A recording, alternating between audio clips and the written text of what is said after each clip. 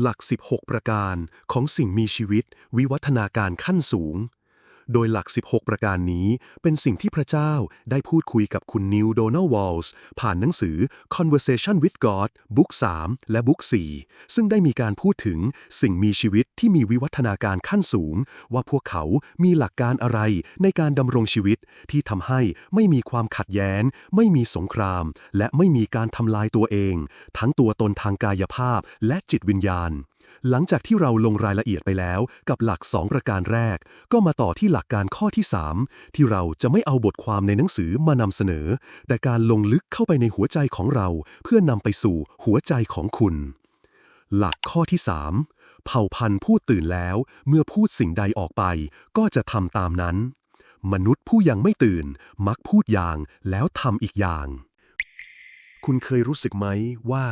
คำพูดของบางคนฟังดูดีแต่มันกลับไม่ตรงกับสิ่งที่พวกเขาทำเลยบางครั้งคำพูดเหมือนสวยงามแต่มันกลวงไม่มีน้ำหนักไม่มีรากไม่มีพลังเพราะการกระทำนั้นบอกความจริงมากกว่าคำใดบางคำพูดอาจอ่อนโยนอ่อนหวานหรือแม้แต่ดูเปี่ยมด้วยความหวังแต่เมื่อคุณเฝ้าดูการกระทำกลับพบว่ามันไม่มีเจตนาไม่มีความต่อเนื่องและไม่มีความจริงใจอยู่เบื้องหลังคำพูดที่ไม่มีการกระทำรองรับคือคำที่ว่างเปล่าเหมือนเมล็ดพันธุ์ที่ไม่มีดินให้หยั่งรากเหมือนสัญญาที่พูดเพียงเพื่อหลีกเลี่ยงความไม่สบายใจหรือเพื่อให้ตนเองดูดีในสายตาผู้อื่นโดยไม่คิดจะลงมือทำจริงและเมื่อสิ่งนี้เกิดขึ้นซ้ำๆคุณจะเริ่มไม่เชื่อฟังคำพูดของเขาอีกต่อไปเพราะลึกลงไปในใจคุณรู้ว่าสิ่งที่เขาพูดไม่ใช่สิ่งที่เขาเป็นประเด็นนี้ไม่ใช่การตัดสินผู้อื่นแต่คือกระจกเพื่อให้คุณหันกลับมาดูตนเองด้วยว่าเคยพูดอะไรไว้บ้างโดยที่ใจยังไม่พร้อมจะลงมือทำจริงหรือเปล่าหรือแม้แต่คุณเองก็เคยทำแบบนั้นไหมคุณบอกว่าจะเริ่มต้นใหม่จะรักตัวเองจะเลิกนิสัยบางอย่างหรือจะดูแลใครบางคนให้ดีขึ้นแต่เมื่อถึงเวลาจริงกลับผัดวันประกันพรุ่งหรือหลีกเลี่ยงไปเรื่อยๆการผิดคำพูดกับผู้อื่นนั้นเจ็บปวดแต่การผิดคำพูดกับตัวเองยิ่งเจ็บลึกยิ่งกว่าเพราะมันค่อยๆทำให้คุณไม่เชื่อในตัวเองอีกต่อไปและเมื่อคุณไม่เชื่อตัวเองพลังแห่งการสร้างชีวิตก็เริ่มสั่นคลอนเพราะในโลกของผู้ที่ตื่นแล้วคำพูดไม่ใช่แค่เสียงที่เปล่งออกมาแต่คือการสั่นสะเทือนของเจตนาที่ส่งต่อไปในจักรวาลและสร้างเป็นรูปธรรมขึ้นในชีวิตจริงของเราพูดอย่างแต่ทำอีกอย่างนี่คือหนึ่งในรูปแบบของความไม่ซื่อสัตย์ต่อความจริงที่ลึกที่สุดเพราะมันแสดงให้เห็นว่าตัวตนภายในของคุณกับสิ่งที่ถูกส่งออกไปภายนอกไม่สอดคล้องกันคุณอาจพูดว่าฉันอยากเปลี่ยนแปลงแต่ยังเลือกทำสิ่งเดิมๆเพราะความคุ้นเคยปลอดภัยกว่าคุณอาจพูดว่าฉันรักเธอแต่การกระทำกลับแสดงการควบคุมทำร้ายหรือไม่ใส่ใจคุณอาจพูดว่าฉันให้อภัยแล้วแต่เมื่อเผชิญหน้ากับอีกฝ่ายอีกครั้งใจก็ยังขุ่นมัวเหมือนเดิมคุณไม่ได้โกหกเพราะเจตนาร้ายเสมอไปแต่เพราะคุณยังกลัวความจริงยังไม่กล้าลงมือเปลี่ยนแปลงและยังคงแยกคำพูดออกจากความรับผิดชอบอยู่เสมอสัญญาจะรักแต่กลับละเลยคำว่ารักเป็นคำที่ยิ่งใหญ่แต่มักถูกใช้ด้วยความรีบเร่งพูดในจังหวะที่หัวใจยังไม่มั่นคงสัญญาในขณะที่ใจยังไม่พร้อมจะรับผิดชอบคุณอาจบอกว่าฉันรักเธอแต่กลับไม่ได้ฟังอีกฝ่ายจริงๆคุณไม่ได้อยู่กับเขาในวันที่เขาเปราะบางคุณไม่ได้ใส่ใจในความรู้สึกเล็กๆน้อยๆที่สำคัญของเธอคุณมักเข้าใจว่าความรักคือคำพูดแต่ลืมไปว่าความรักคือการอยู่เคียงข้างแม้ในวันที่ไม่มีอะไรสวยงามเพราะอะไรคุณถึงละเลยเพราะคุณยังรักจากความกลัวกลัวจะเสียคนคนหนึ่งไปจึงรีบพูดว่ารักกลัวจะอยู่คนเดียวจึงยึดไว้ด้วยคำหวานแต่เมื่อถึงเวลาที่ต้องแสดงออกกลับไม่สามารถดำรงอยู่ในรักนั้นได้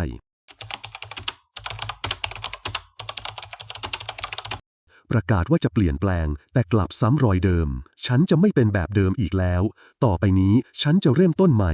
คำพูดเหล่านี้ฟังดูมีพลังและจริงใจแต่มักกลายเป็นเสียงสะท้อนที่วนกลับมาครั้งแล้วครั้งเล่า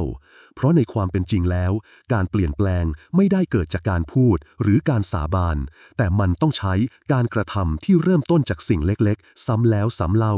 ในวันที่ไม่มีใครเห็นและไม่มีเสียงปรบมือวนลูปเพราะอะไรเพราะคุณประกาศว่าจะเปลี่ยนแปลงแต่มาจากแรงบันดาลใจเพียงชั่วครู่หรือจากความเจ็บปวดที่ยังสดใหม่แต่เมื่อความรู้สึกเหล่านั้นของคุณจางหายคุณก็จะกลับไปสู่พฤติกรรมแบบเดิมโดยไม่รู้ตัวเพราะลึกลงไปคุณยังไม่ได้เปลี่ยนจากรากของความเชื่อแต่ยังกลัวแต่ยังไม่ให้อภัยตัวเองและยังไม่ยอมรับเงาที่ซ่อนอยู่ภายในหัวใจของคุณ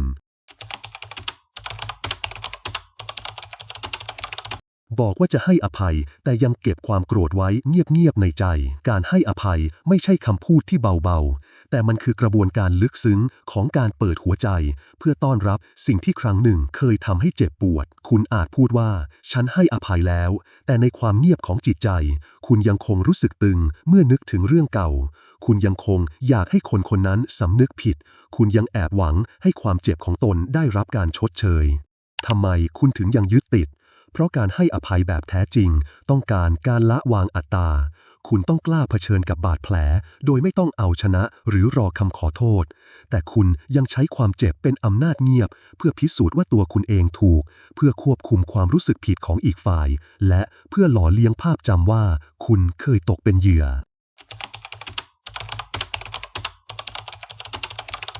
พยายามสร้างภาพว่าตัวเองดีทั้งที่ข้างในยังไม่ยอมรับตัวเองคุณมักใช้ภาพลักษณ์เป็นเกราะป้องกันคุณสร้างบทบาทที่ดูดีน่าเชื่อถือใจดีมีเมตตาเพราะลึกๆในใจคุณยังรู้สึกไม่พอดีไม่พอเพียงไม่พอจะเป็นที่รักคุณแสดงออกเหมือนมีทุกอย่างอยู่แล้วแต่ภายในยังเต็มไปด้วยเสียงสะท้อนของความกลัวจะถูกมองว่าไม่ดีพอกลัวจะถูกปฏิเสธกลัวว่าถ้าปล่อยให้ใครเห็นตัวตนที่แท้จริงคุณจะไม่เป็นที่รักอีกต่อไปการไม่ยอมรับตัวเองคือรากของการแสดงเพราะคุณยังไม่รักเงาที่อยู่ในใจคุณจึงต้องสร้างภาพของความดีเพื่อกลบความไม่สมบูรณ์คุณจึงมีชีวิตที่เหนื่อยเพราะต้องแสดงตลอดเวลาและยิ่งคุณแสดงมากเท่าไหร่คุณก็ยิ่งห่างจากตัวตนที่แท้จริงมากขึ้นเท่านั้น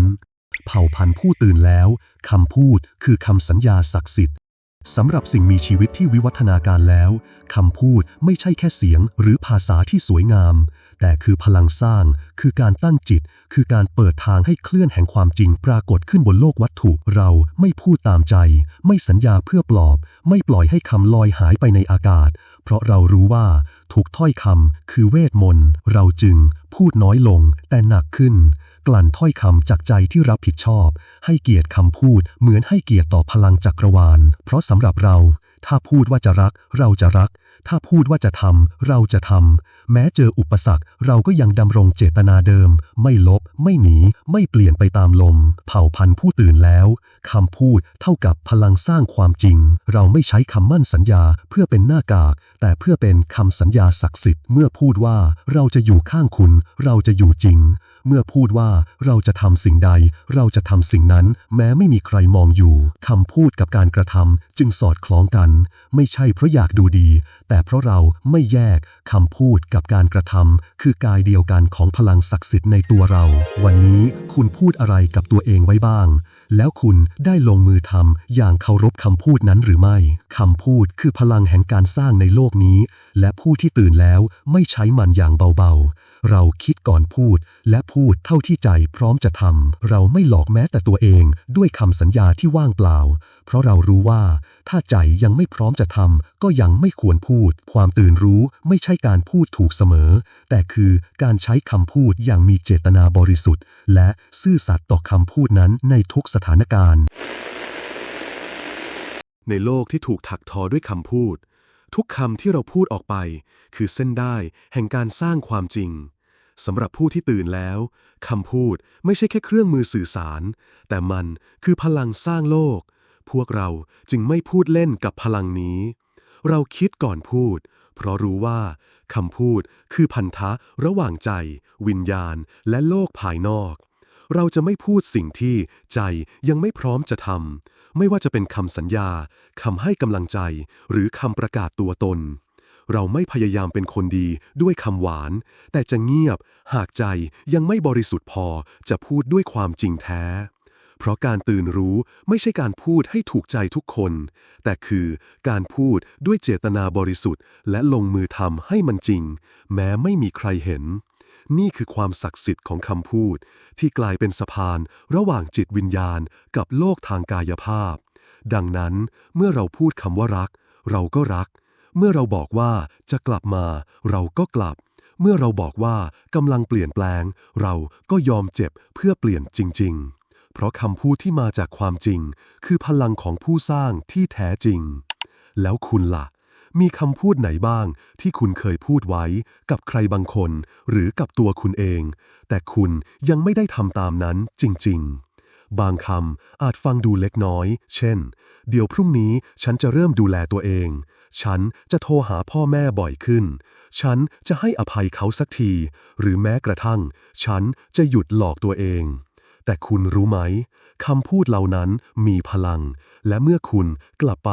ลงมือทำให้ตรงกับคำพูดแม้เพียงเล็กน้อยมันก็สามารถเปลี่ยนเส้นทางทั้งชีวิตได้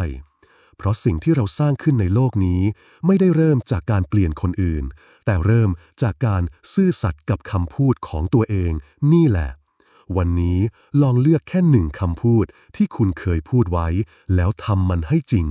แค่นั้นก็เพียงพอแล้วที่จะให้พลังของผู้ตื่นรู้เริ่มทำงานผ่านหัวใจของคุณโปรดติดตามหลักข้อที่ 4 ของสิ่งมีชีวิตที่วิวัฒนาการขั้นสูงในวิดีโอถัดไปขอขอบคุณจากหัวใจสำหรับการรับชมรับฟังกดไลค์และกด Subscribe เพื่อเป็นกำลังใจให้กับพวกเราขอบคุณครับ